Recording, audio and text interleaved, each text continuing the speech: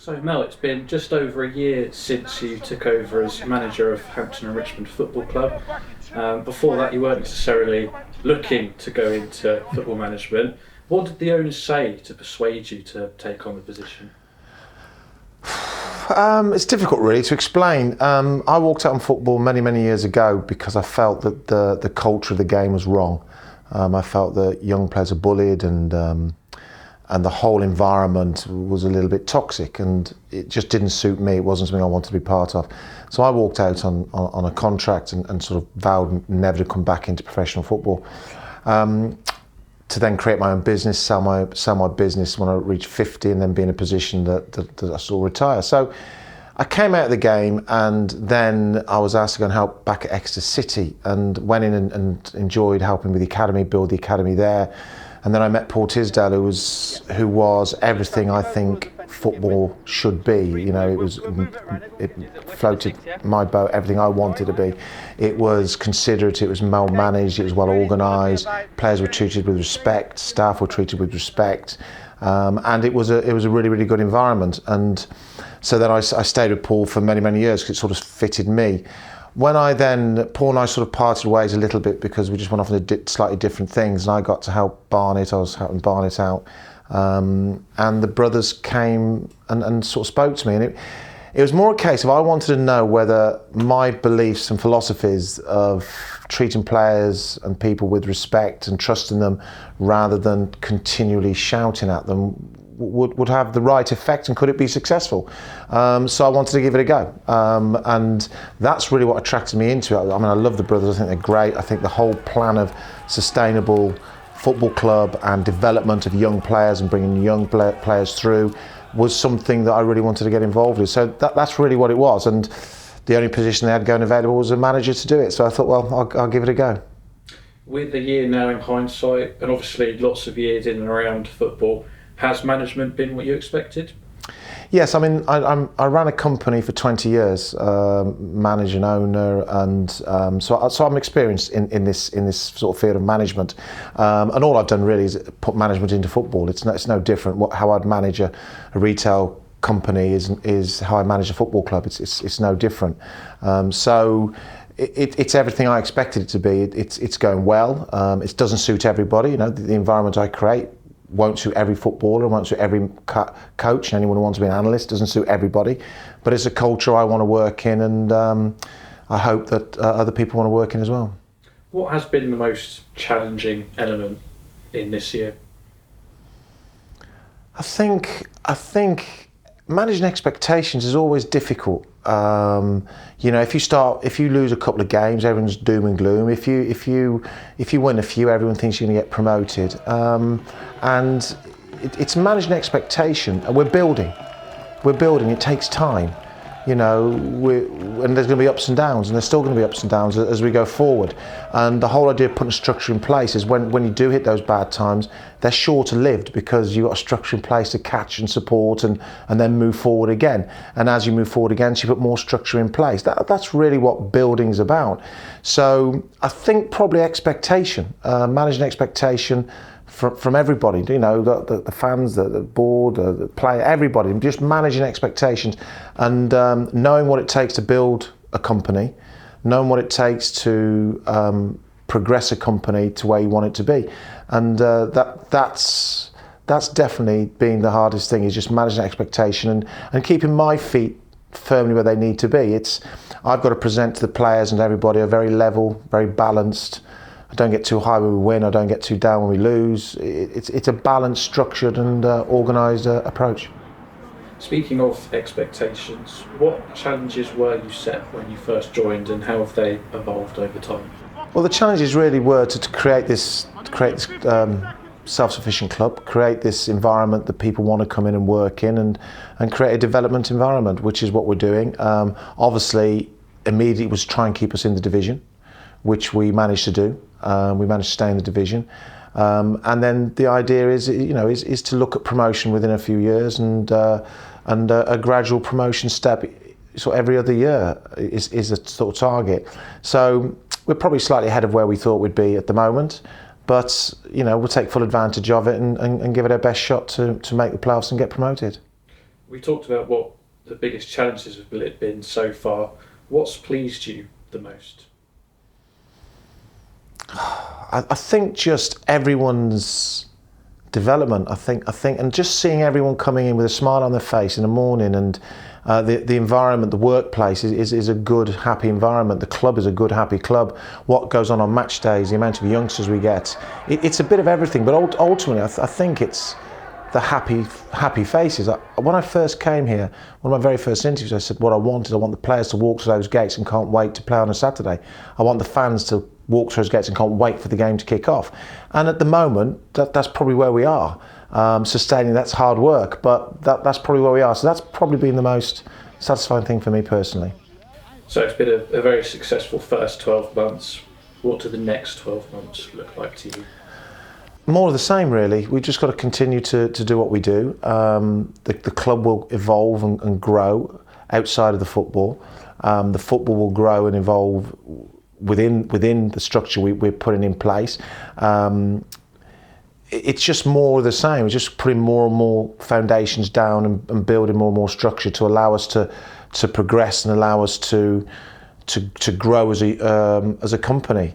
So more hard work really for everybody. I mean, it's great that things have gone well so far, but ultimately, you know, you're a couple of defeats away from everyone doom and gloom reoccur, and you're a couple of wins away from everyone think we've cracked it. We haven't, and it's the next 12 months hold a lot of hard work for everybody, a lot of good decisions to be made. We'll get some right, we'll get some wrong, and keep driving and pushing the business as far as we can. So the squad that you first inherited, obviously you brought a few players in over the summer, but a lot of them from last season stayed around. What was it like managing them in that first season? I think it's whenever you take over a club, they become your players from the moment you sign your contract. They're your players, you know. And what I would say is Gary, the previous manager, left me a lot of very, very good players. So it was an actual pleasure to come in and see so much talent within the group. What I then had to do was try and create an environment to get the best out of those boys, because I mean, I can't comment on what went on before, but obviously they weren't performing at their best going into it. Now, there'd been many factors for that. It could be all sorts of things. I mean, one of the things I think was the pitch here, because the pitch when I came in was not very good. But ultimately, he left me some very, very good players. 6 or 7 left my first week. So we played a practice match, which was very good of Barnet to allow me to do that with them. We played that, and I had basically 12 players. That was it. That was my squad. That's all I had. And you know, you have your first chat with the players, you outline your thought, your processes. I talked a lot about how I like to play and how the environment I like to create and how I like to players to be able to have the confidence to make decisions on the pitch themselves. And they responded very, very well. And, you know, I think my first 7 games I drew 2 and lost 5, so it wasn't like a flying start, but every game you saw a little bit of growth, you saw a little bit of improvement. Each game we played, you saw more and more improvement and felt it would come. I made a couple of signings. I signed Clifford and it did a great job for us. I signed JT, who I'd worked with before. And these players, with the good players we already had, started to really sort of lift us, and we started to string results. I think we won 9 in 12. We got to safe. I mean, I had players on the bench who were trialists. I mean, that's where we were in that first season. Wimbledon recalled 2 players who were regulars for me on the day before transfer deadline day, so I lost 2 players and couldn't replace them. So we literally had trialists and youngsters on the bench. When we got safe against Weymouth, the next 2 games, all those lads, I'd promised them I'd give them some minutes. I played them, rested the senior players and played them. We lost both games, unfortunately, but it was a good end to a season. It showed me character and personality, and a majority of that squad then stayed. And I sort of built around them. I knew where I needed to add. I knew the forward line was a big one we needed to add to, so obviously Mason and Ben Seymour came in. I'd lined Ben up weeks and weeks and weeks, but I tried to get him in when I first came into the club. Plymouth Parkway wouldn't let him out, so that's fine, that's their prerogative, but he was lined up to come in. I then signed Rob Hall, who I didn't just sign him because of his playing ability, although it's incredible. I signed him because he's an individual I knew would help me in what's going to be a tough season. And we sort of built a squad up. Goalkeeper, I've got a very good one in Alan Julian, but then went and signed Adam. I felt that I needed, again, development. I needed a young one to develop and to work with. Unfortunately, I got injured first game of the season in warm-up, and young Adam hasn't looked back since. So we added some strength into where we needed to, particularly the forward line. And the plan was to then get to the end of this season and then add a few more to the back line, and so consequently you then get your team ready for a real promotion push. But we sort of started the season, you know, we played 7 away games. First 4 games, drew 2, lost 1 away from home. 2 of those Dartford and Chelmsford. So we didn't actually have a bad start the first 4 games. We then just had a week where we had a really, really poor run of 3 results.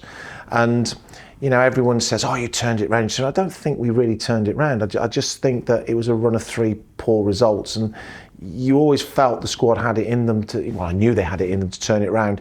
And we then sort of course, then I think we only lost 1 then for the rest of the league game, for the rest of the year.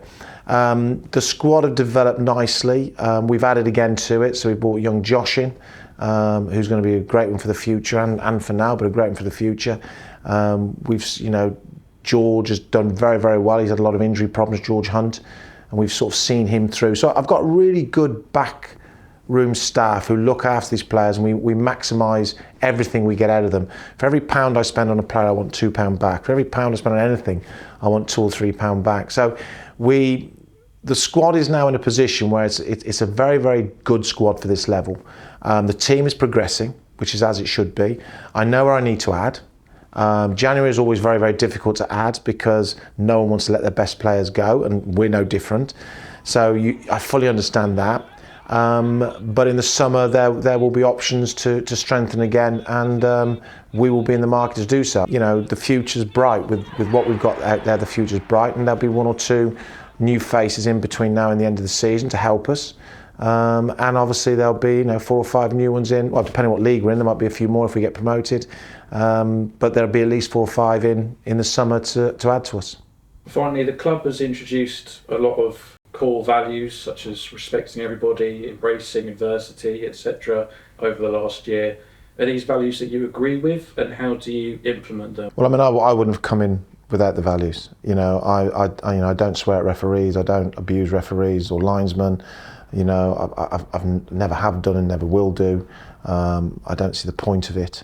I said to my players once, one of my boys was, when I first came here, one of my lads was shouting and cursing the referee and linesman. And I said to them all afterwards, I got them together and said, you know, you wait, you know, you doing that for 30, 40 seconds, did he become a better referee? And he went, well, no. I said, okay. You know, so you didn't improve. Will he make better decisions off the back of you doing that and abusing him? And he went, no. I said, I'll tell you what you did do. While you were doing that, they took a quick throw and you left your teammates to defend with 10 men. So why would you do it? I've got no problem with you having a go at the referee if you generally can tell me you're improving him as in his performance. So control what you can control, and so the whole ethos of respect is something I 100% do. All my players get my total respect. I trust them. And it's reciprocated, and it's a hard way of doing business, but I think it's the right way. So no, the standards we set around the place, and they're only getting better and better. I think are vital. Any business has to have core values. Any business. Now, I'm not saying our core values are the right ones for every business, but for a business I want to be involved in, and the business I'm prepared to be involved in, they're the minimum I expect.